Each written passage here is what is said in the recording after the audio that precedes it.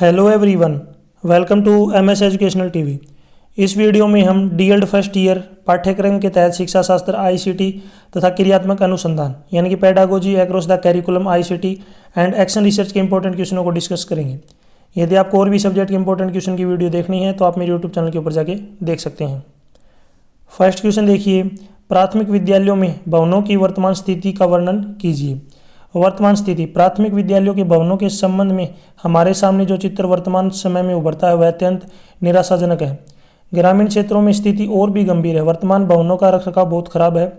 अब प्रश्न यह उठता है कि क्या हमें धन मिलने और तत्पश्चात आधुनिक तरह के भवनों के बनने की प्रतीक्षा करनी चाहिए? ऐसा करना बिल्कुल गलत होगा। सही शिक्षा अच्छे भवनों पर निर्भर नहीं करती। अच्छी शिक्षा प्रत्येक प्रकार की स्थिति में दी जा सकती है यदि हमारे पास अच्छे शिक्षक और मुख्य अध्यापक हों। पंडित जवाहरलाल नेहरू, मौलाना आजाद तथा रविंद्रनाथ टैगोर आदि ने खुली हवा शिक्षण पद्धति का समर्थन किया है। आगे है, भारत सरकार के शिक्षण सलाहकार केजी के अनुसार हमारी वर्तमान स्थितियों में यह अति आवश्यक है कि न केवल द्वितीय कारणों से बल्कि शिक्षा संबंधी कारणों से भी शिक्षा की प्रकृति के निकट लाया जाए ताकि बच्चों की शिक्षा को छोटे तंग स्कूलों तक, उनके तंग कक्षों तक सीमित न रखकर खुली हवा में पढ़ाया जाए, जिसे पृथ्वी, आकाश, वृक्ष, फूल, पशु पक्षी उनके शिक्षण वातावरण का भाग बन जाएं। जिस प्रकार के स्कूल हमारे गांव में विद्यमान है भली प्रकार से रख रखाव मांगते हैं। यानी कि यहाँ पे साफ साफ बोला गया कि प्राथमिक जो स्कूलों में है जो पढ़ाई है वो जो है बिल्डिंग के ऊपर डिपेंड नहीं करती है, डिपेंड करती है शिक्षक और मुख्य अध्यापक के ऊपर। नेक्स्ट क्वेश्चन है, पुस्तकालय से आपका क्या अभिप्राय है? आपने बहुत बार सुना होगा लाइब्रेरी। पुस्तकालय और शिक्षा का आपस में घनिष्ठ संबंध है। इसको शिक्षा प्रक्रिया का एक महत्वपूर्ण अंग माना जाता है। पुस्तकालय को स्कूल भवन का एक विशेष कक्ष न मानकर बल्कि कक्षा की शिक्षण प्रक्रिया का एक पूरक मानना चाहिए। एक प्रकार से पुस्तकालय स्कूल का हृदय है। पुस्तकालय एक ऐसा स्थान है जो स्थान बच्चों को प्रत्यक्ष और अप्रत्यक्ष रूप से शिक्षित करने में सहायता करता है। आज शिक्षक भी इस बात को स्वीकार करने लगे हैं कि पाठ्य पुस्तकों के माध्यम से संपूर्ण ज्ञान की प्राप्ति संभव नहीं। पूर्ण ज्ञान की प्राप्ति हेतु पुस्तकालय की आवश्यकता पड़ती है। पुस्तकालय शिक्षकों तथा विद्यार्थियों दोनों के लिए प्रेरणा का स्रोत है। अतः इसे वास्तविक अर्थों में सुयोग्य बनाने के लिए प्रयत्न किए जाने चाहिए ताकि प्रत्येक व्यक्ति इसके प्रति आकर्षण अनुभव करे। माध्यमिक शिक्षा आयोग पुस्तकालय बुद्धिजीवियों का केंद्रीय भाग तथा पुनर्गठित स्कूल का साहित्यिक जीवन होगा और अन्य विषयों के लिए वह भूमिका निभाएगा। जो भूमिका प्रयोगशाला यानी कि जो प्रैक्टिकल जहाँ पे होती है लैब वगैरह विज्ञान के लिए निभाई जाती है या कार्यशाला तकनीकी विषयों में के लिए भी निभाती है। तो लाइब्रेरी बहुत ज़रूरी है जो है बच्चों के लिए। नेक्स्ट क्वेश्चन है, स्कूल पुस्तकालय की वर्तमान स्थिति कैसी है आपको बतानी है। यानी कि लाइब्रेरी, स्कूल लाइब्रेरी की वर्तमान स्थिति। भारत के अधिकांश स्कूलों में पुस्तकालय नाम का कोई कक्ष नहीं है तथा बहुत कम स्कूल ऐसे हैं जहाँ पुस्तकालय की व्यवस्था है, वे भी नाम मात्र के ही पुस्तकालय हैं। अधिकतर स्कूलों में पुस्तकों की व्यवस्था दिखावे मात्र के लिए की जाती है। पुस्तकों की देखभाल तथा रखरखाव की ओर ध्यान नहीं दिया जाता। केवल कुछ असामान्य स्कूलों में पुस्तकालयों की स्थिति अच्छी है, जैसे केंद्रीय स्कूल, वायुसेना के स्कूल। स्कूलों में पुस्तकें रखना ही पर्याप्त नहीं है बल्कि उनके महत्व को समझाना चाहिए तथा प्रकाश में लाना चाहिए ताकि संबंधित व्यक्ति अधिक से अधिक लाभ उठा सके। तो बहुत सारे स्कूल ऐसे हैं जहाँ पे लाइब्रेरी है ही नहीं, बस वहाँ पे नाम मात्र लाइब्रेरी, वहाँ पर भी बच्चों को लेके नहीं जाते हैं। तो ज़रूरी है लेके जाना चाहिए बच्चों को। नेक्स्ट क्वेश्चन है, विद्यालय प्रयोगशाला के महत्व का वर्णन कीजिए। जहाँ पे आपने सुना होगा लैब, साइंस लैब। देखिए क्या क्या जो है इसका महत्व है। पहला है, विज्ञान प्रयोगशाला द्वारा छात्रों में आत्मविश्वास, आत्मानुशासन तथा स्वावलंबन जैसी भावनाओं का आसानी से विकास होता है। सेकंड है, छात्रों में कल्पना शक्ति, स्मरण शक्ति व निर्णय लेने का विकास होता है। थर्ड है, प्रयोगशाला द्वारा वैज्ञानिक वातावरण बनाया जा सकता है। फोर्थ है, बालकों को अध्यापक व अन्य साथियों के निकट आने का अवसर मिलता है। फिफ्थ है, विज्ञान विषय का वास्तविक ज्ञान प्रयोगशाला की सहायता से प्राप्त हो सकता है। सिक्स्थ है, छात्र अपने अनुभव से बहुत जो है अधिक सीखता है। नेक्स्ट है, सामूहिक रूप से कार्य करने से सामाजिकता की भावना का विकास होता है। नेक्स्ट है, छात्रों को विषय स्पष्ट हो जाता है। 9 पॉइंट है, प्रयोगशाला में सामान एक ही जगह रखा जाता है, अतः समय की बचत होती है। 10th महत्व है, 10वां महत्व, प्रयोगशाला के होने से उपकरणों की टूट फूट कम होती है क्योंकि उपकरणों को एक जगह से दूसरी जगह ले जाने में परेशानी नहीं होती। 11वां महत्व है, जब बालक स्वयं कार्य करते हैं तो प्रसन्न रहते हैं, अर्थात बच्चों में काम के प्रति लगन पैदा होती है। तो ये इसकी महत्व है प्रयोगशाला की। नेक्स्ट है विज्ञान प्रयोगशाला में किन बातों का ध्यान रखना चाहिए, यानी कि जो है कौन कौन प्रिकॉशन रखने चाहिए। पहला है छात्रों की संख्या जो है लिमिटेड होनी चाहिए। छात्र नेक्स्ट है प्रत्येक छात्र के आराम से कार्य करने के लिए जो है न्यूनतम स्थान की जरूरत हो। थर्ड है आर्थिक साधनों की व्यवस्था हो। चौथा है प्रयोगशाला में प्रयुक्त विभिन्न उपकरण होने जरूरी हैं। फिफ्थ है प्रयोगशाला में इस प्रकार की व्यवस्था हो कि आवश्यकता पड़ने पर कक्ष को फिल्म व जो है स्लाइड प्रोजेक्ट के प्रयोग के लिए कमरे में अंधेरा करके डार्क रूम की तरह प्रयुक्त किया जा सके। सिक्स्थ है विज्ञान अध्यापकों की स्कूल में संख्या, यानी कि वहाँ पे जो साइंस टीचर होने जरूरी हैं। सेवंथ है विज्ञान कक्ष इस प्रकार की हो जहाँ वैज्ञानिक वातावरण उत्पन्न हो सकने की सुविधा हो। एट्थ है जहाँ छात्र व्यक्तित्व व सामूहिक दोनों ही रूप से आसानी से कार्य कर सके। तो ये क्या इन बातों को ध्यान रखना चाहिए जब हम जो है लैब वगैरह बनाते हैं। तो नेक्स्ट क्वेश्चन है अधिगम सामग्री के रूप में भवन का वर्णन कीजिए। अधिगम का मतलब क्या होता है, लर्निंग यानी कि सीखना। देखिए अधिगम सामग्री के रूप में स्कूल भवन यानी कि school building as a learning aid. विद्यालय भवन का विद्यार्थियों के अधिगम में महत्वपूर्ण योगदान होता है। विद्यालय भवन की अधिगम सामग्री के रूप में भी महत्वपूर्ण भूमिका होती है। विद्यालय में फर्श, दीवारों, स्तंभों, अलमारियों, दरवाजों, पंखों आदि को अधिगम सामग्री के रूप में प्रयोग में जो है लाया जा सकता है। दीवारों पर विभिन्न प्रकार के कोणों की रचना की जा सकती है जिससे बच्चों के कोणों के बारे में सामान्य जानकारी प्राप्त की जा सकती है। गणित से संबंधित आधारभूत जानकारी देने के लिए स्कूल के बरामदों, कक्षा कक्ष की दीवारों, दरवाजों पर जैसे वर्ग, त्रिभुज, वृत्त आदि ज्योमितीय आकृतियों की रचना की जा सकती है। यहाँ पे देखिए सारी चीज़ें जो हैं लर्निंग में काम आती है स्टूडेंट के। नेक्स्ट है आगे दीवारों, बरामदों, दरवाजों पर वर्णमाला, संख्या, पैमाना, सारणी आदि आकृतियाँ भी बच्चों के अधिगम में सहायक प्रदान करती हैं। बच्चों को इंद्रधनुष के रंगों के बारे में जानकारी देने के लिए इन रंगों का प्रयोग करके विभिन्न आकृतियाँ बनाई जा सकती हैं। इसके अतिरिक्त दीवारों पर विभिन्न कहावतों तथा नारों को भी जो लिखा जा सकता है जो बच्चों की अधिगम प्रक्रिया में सहायक सिद्ध हो सकते हैं। दीवारों पर प्रसिद्ध व्यक्तियों की तस्वीरें खींची जा सकती हैं जिससे बच्चों को प्रेरणा मिलेगी। विद्यालय की दीवारों पर उतारे गए मानचित्र, ग्राफ आदि का भी महत्वपूर्ण योगदान होता है। अतः इस प्रकार विद्यालय भवन का अधिगम सामग्री के रूप में महत्वपूर्ण योगदान होता है। इससे बच्चों को अधिगम के लिए प्रेरणा तथा मार्गदर्शन प्राप्त होता है। नेक्स्ट क्वेश्चन है स्कूल संगठन के उद्देश्यों का वर्णन कीजिए, यानी कि स्कूल मैनेजमेंट। तो इसमें क्या क्या जो उद्देश्य हैं, फर्स्ट है छात्रों को लाभान्वित करने के लिए स्कूल का संगठन करना। दूसरा है उनकी शक्तियों को प्रशिक्षित करना। थर्ड है उनके दृष्टिकोण को विस्तृत करना। फोर्थ है उनके मस्तिष्क को विकसित करना। फिफ्थ है उसके चरित्र का निर्माण करना। सिक्स्थ है उसकी सौंदर्यानुभूति की शक्ति का विकास करना। तो ये उद्देश्य होते हैं स्कूल संगठन के। नेक्स्ट क्वेश्चन है विद्यालय संगठन के अंगों का वर्णन कीजिए। तो विद्यालय संगठन के क्या क्या अंग हैं। पहला है लक्ष्य। इसमें विद्यालय संगठन के सदस्यों द्वारा निर्धारित लक्ष्यों को लिया जाता है जो विद्यालय में परिवर्तन, विद्यालय स्तर आदि से संबंधित होते हैं। नेक्स्ट है विश्वास। विद्यालय को विद्यालय के ज्ञानात्मक संबंधी कार्यों का आधारभूत अंग माना गया है। थर्ड है मानक। विद्यालय संगठन में मानक लिखित व अलिखित अंगों के रूप में कार्य करते हैं जो नियमों, मूल्यों तथा मापदंडों द्वारा निर्मित किए जाते हैं। फोर्थ है सत्र एवं कार्य।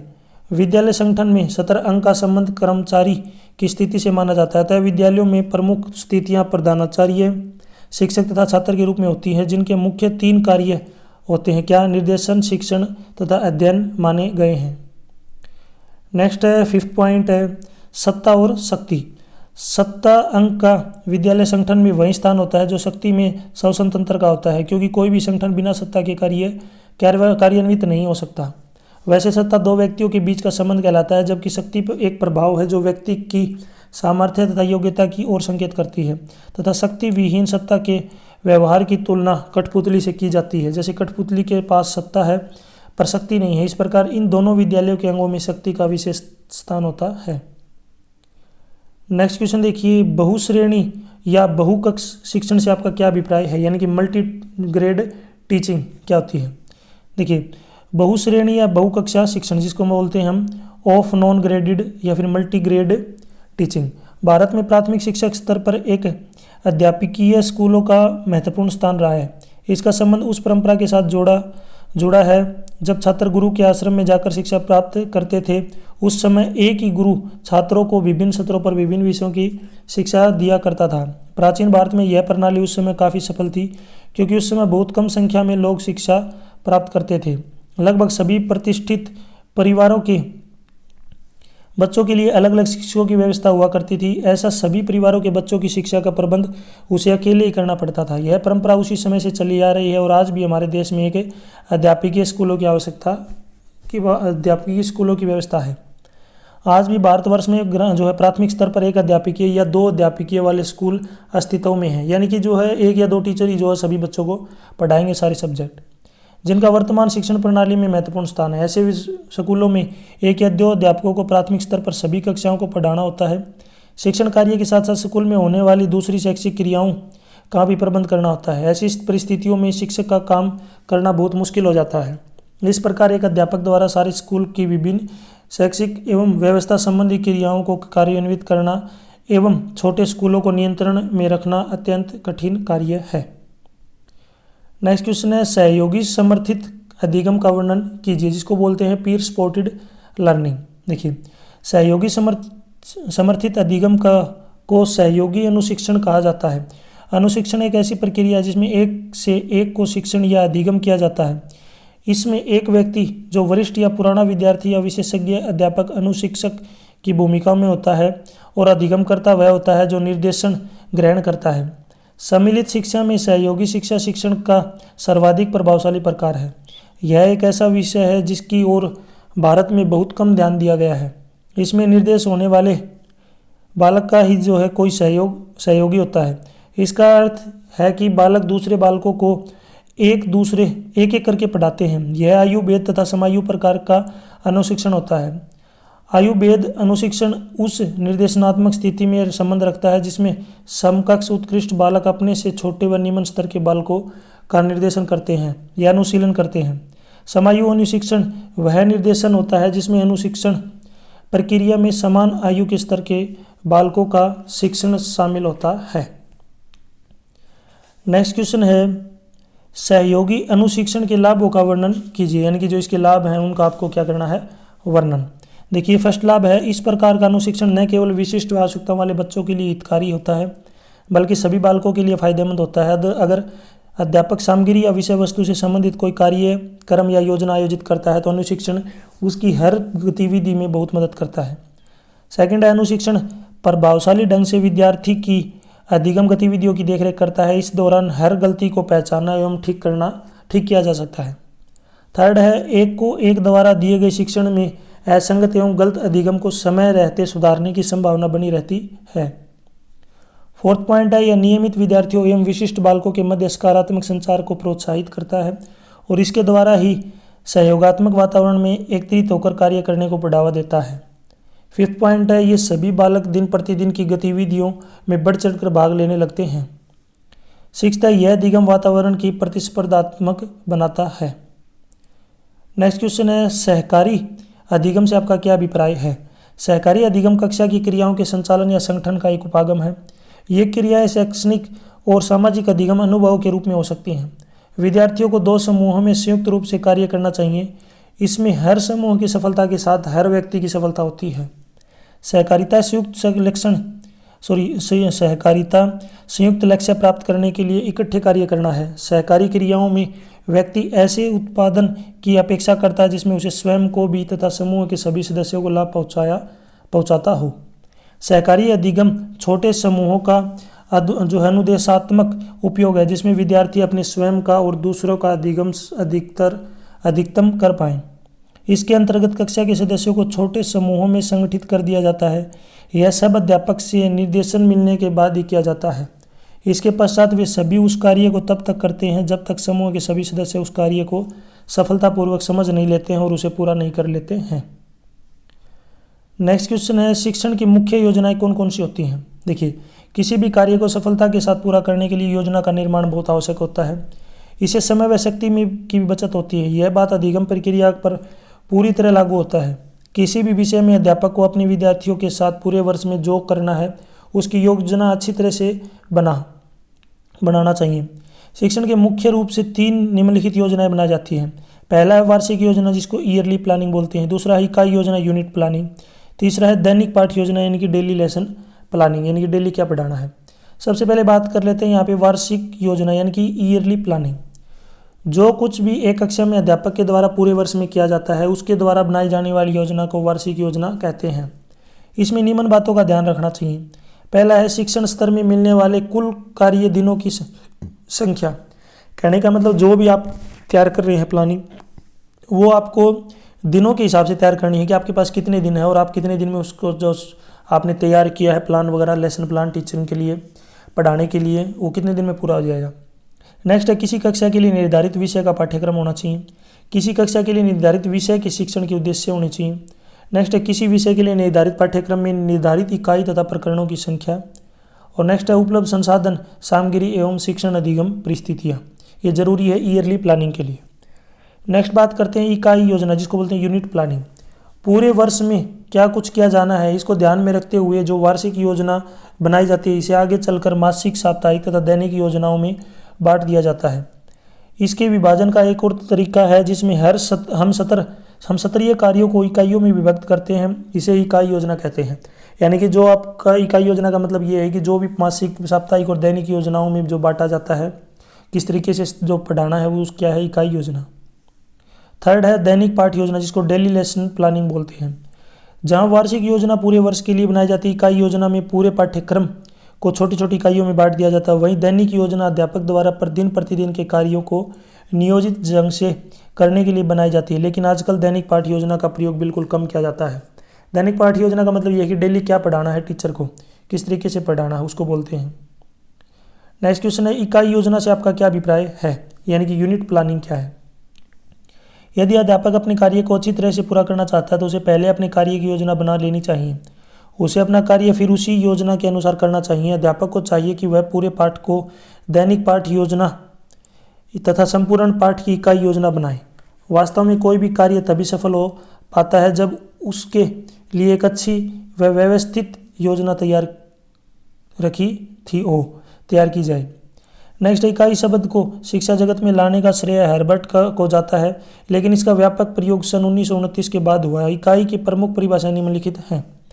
पहला है बासिंग के अनुसार इकाई अर्थपूर्ण परस्पर संबंधित क्रियाओं का वह व्यापक श्रृंखला है जो विकसित होकर बालकों के उद्देश्यों की पूर्ति करती है, जिसे बालक महत्वपूर्ण शैक्षिक अनुभव प्राप्त कर सकें और अपने व्यवहारों में वांछित परिवर्तन ला सकें। नेक्स्ट है रिस्क के अनुसार इकाई किसी समस्या या योजना से संबंधित सीखने वाली क्रियाओं की समानता या एकता को बनाती है। लास्ट में यहाँ पे बोला गया कि इन परिभाषाओं से स्पष्ट है कि इकाई योजना सीखने या अनुभव प्राप्त करने का एक एकीकृत रूप है जिसे किसी एक शिक्षण क्रिया द्वारा प्रदान किया जाता है। नेक्स्ट क्वेश्चन है इकाई योजना के लाभ व दोषों का वर्णन करें। सबसे पहले लाभों के बारे में डिस्कस कर लेते हैं। इकाई योजना के लाभ क्या है। पहला, इसके द्वारा सही ढंग से ज्ञान प्राप्त किया जा सकता है क्योंकि इसमें बच्चों की रुचियों की तरफ ध्यान दिया जाता है। दूसरा लाभ है इकाई योजना के द्वारा विषय वस्तु का संगठन ठीक प्रकार हो जाता है।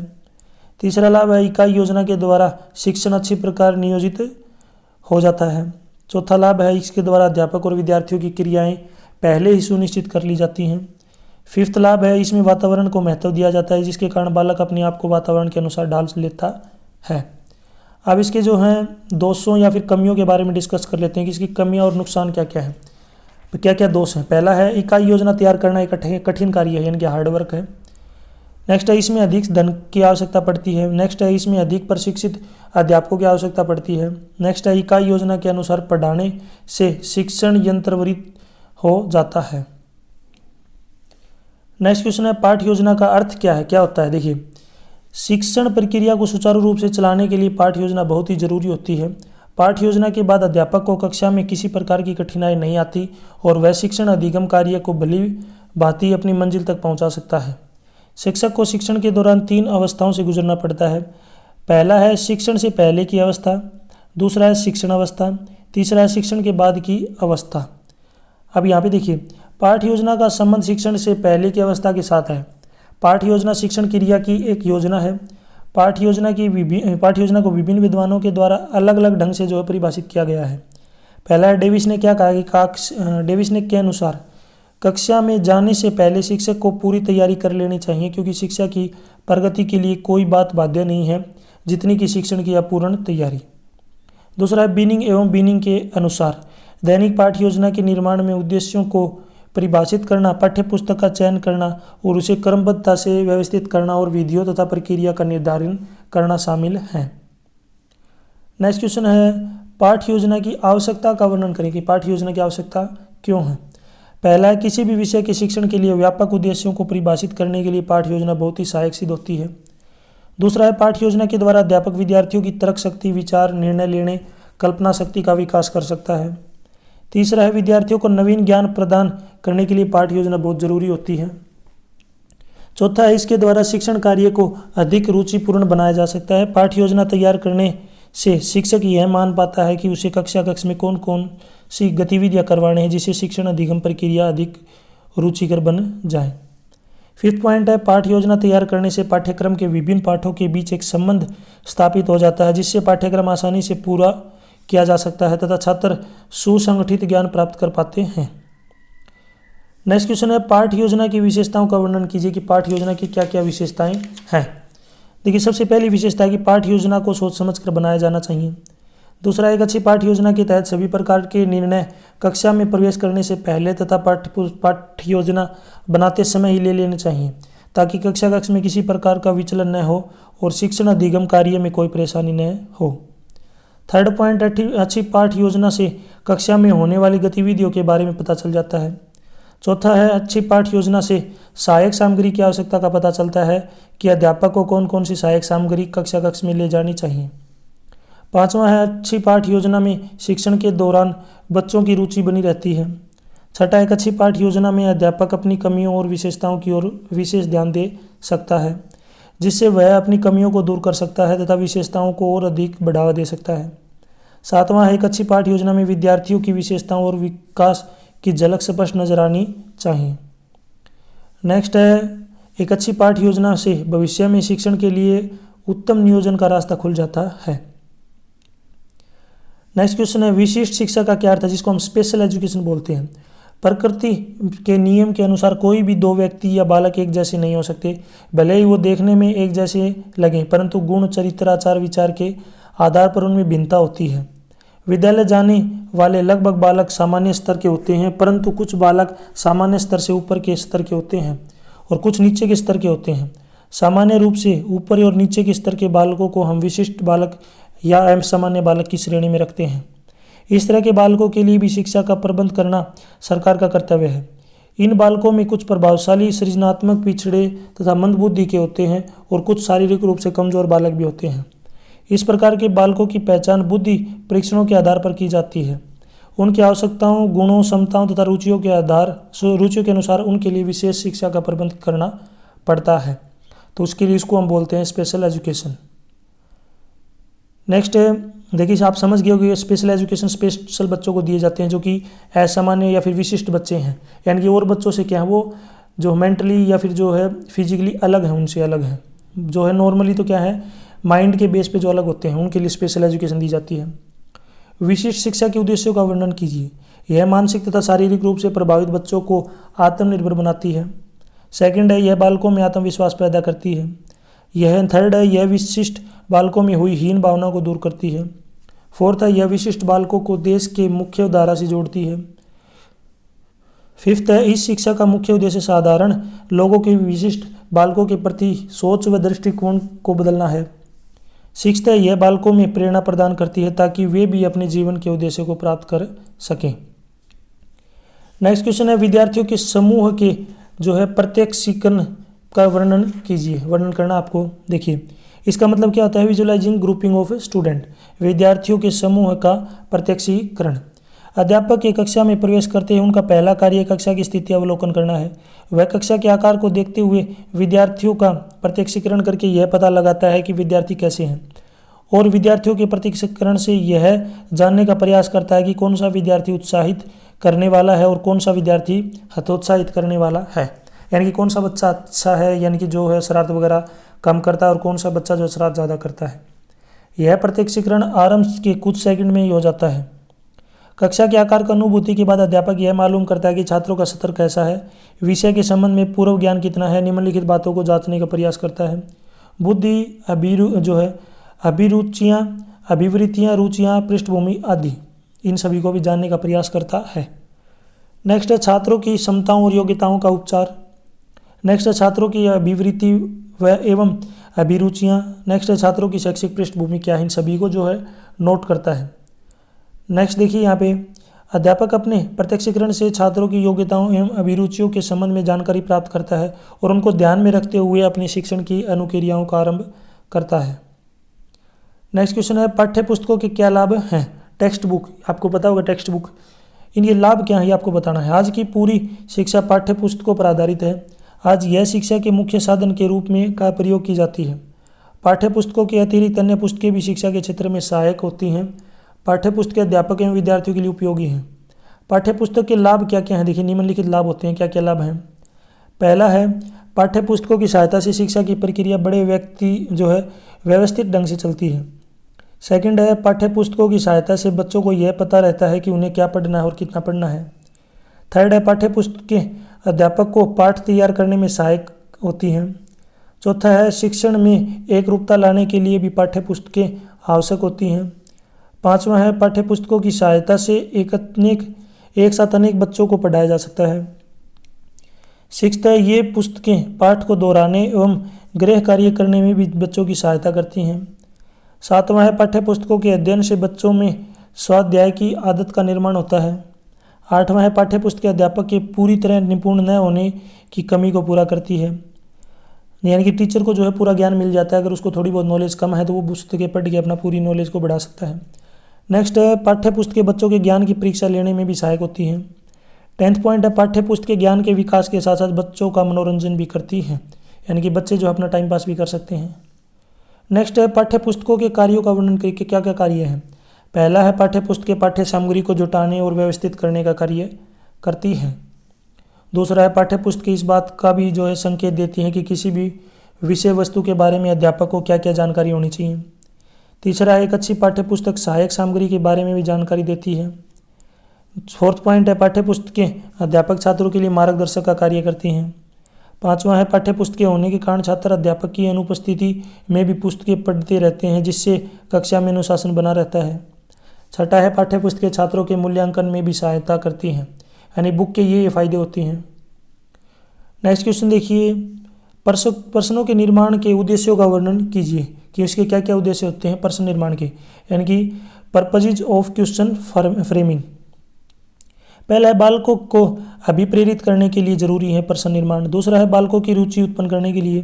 तीसरा है, बच्चों के ज्ञान की परीक्षा के लिए कि बच्चे को नॉलेज कितनी है। नेक्स्ट है, बच्चों की कठिनाइयों को जानने के लिए कि बच्चे कितनी मुश्किल से आसानी से पेपर हल करते हैं। 5वां है, बच्चों का मूल्यांकन करने के लिए कि उनको नॉलेज कितनी है।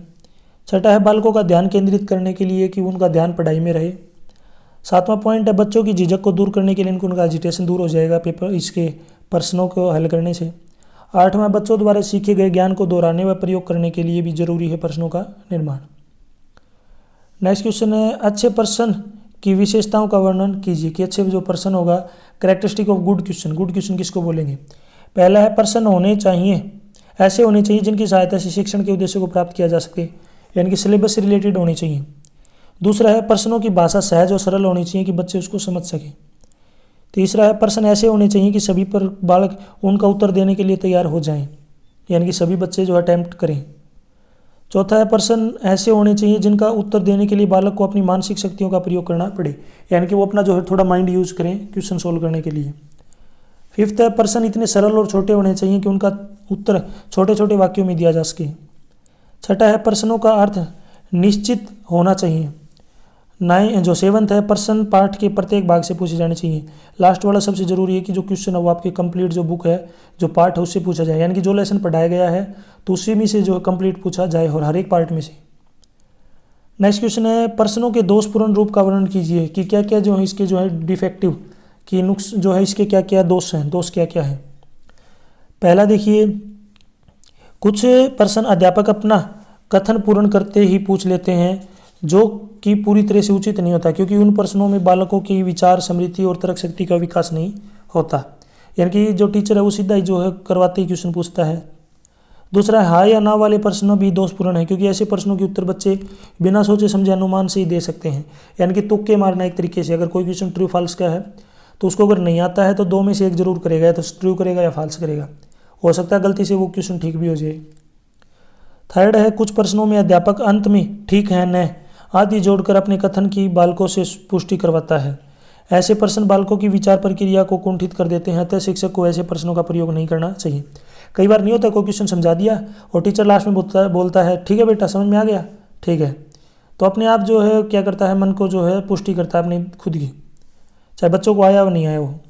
फोर्थ पॉइंट है, कुछ प्रश्न ही उत्तर की ओर संकेत करते हैं, ऐसे प्रश्नों से बचा जाना चाहिए। इन प्रश्नों में बच्चे की तनिक भी सोचना नहीं पड़ता, परिणाम स्वरूप उनका मानसिक विकास रुक जाता है। यानी कि बहुत सारे क्वेश्चन ऐसे होते हैं जिनका आंसर क्वेश्चन में ही मिल जाता है। फिफ्थ है, बच्चे अनिश्चित, संदिग्ध अथवा अप्रासंगिक प्रश्नों का उत्तर स्पष्ट रूप से नहीं दे पाते हैं, अतः इस प्रकार के सभी प्रश्न दोषपूर्ण माने जाते हैं। सिक्स्थ पॉइंट है, कई प्रश्न ऐसे होते हैं जिनके एक से अधिक उत्तर हो सकते हैं, इसलिए ऐसे प्रश्न भी जो दोषपूर्ण प्रश्न की श्रेणी में आते हैं। यानी बहुत सारे क्वेश्चन ऐसे होते हैं कि बच्चा जो है, हर एक बच्चा उसका अलग अलग आंसर देता है, तो उसमें दिक्कत होती है कि कन्फर्म आंसर कौन सा है, तो वो भी क्या एक दोषपूर्ण आंसर जो है क्वेश्चन होते हैं। यहाँ तक जो अपनी वीडियो कंप्लीट हो चुकी है, वीडियो अच्छी लगी तो उसको लाइक करें, अपने दोस्तों के साथ जरूर शेयर करें। कोई डाउट है तो आप मुझे कमेंट सेक्शन में जरूर पूछिए। यदि आपको समझ में नहीं आई है तो एक बार वीडियो को दोबारा से देखें, फिर अच्छे से आपको जो है ये क्वेश्चन समझ में आ जाएंगे और अपने जो एग्जाम में अच्छा नंबर आप ले पाएंगे। यदि आपको और भी सब्जेक्ट की इंपॉर्टेंट क्वेश्चन की वीडियो देखनी है तो आप मेरे यूट्यूब चैनल के ऊपर जाके देख सकते हैं। यदि आप लेसन प्लान प्रैक्टिकल फाइल की PDF वगैरह डाउनलोड करना चाहते हैं तो उसका लिंक आपको इसी वीडियो के डिस्क्रिप्शन में मिल जाएगा, वहाँ से आप डाउनलोड कर सकते हैं। और नोट्स भी अगर डाउनलोड करने हैं PDF फॉर्म में तो वो भी आप डाउनलोड कर सकते हैं। मुझे फेसबुक, इंस्टाग्राम और टेलीग्राम पे फॉलो करना चाहते हैं तो उसका लिंक भी मैंने इसी वीडियो के डिस्क्रिप्शन में दे रखा है, वहाँ से आप मुझे डायरेक्ट फॉलो कर सकते हैं। Thanks for watching.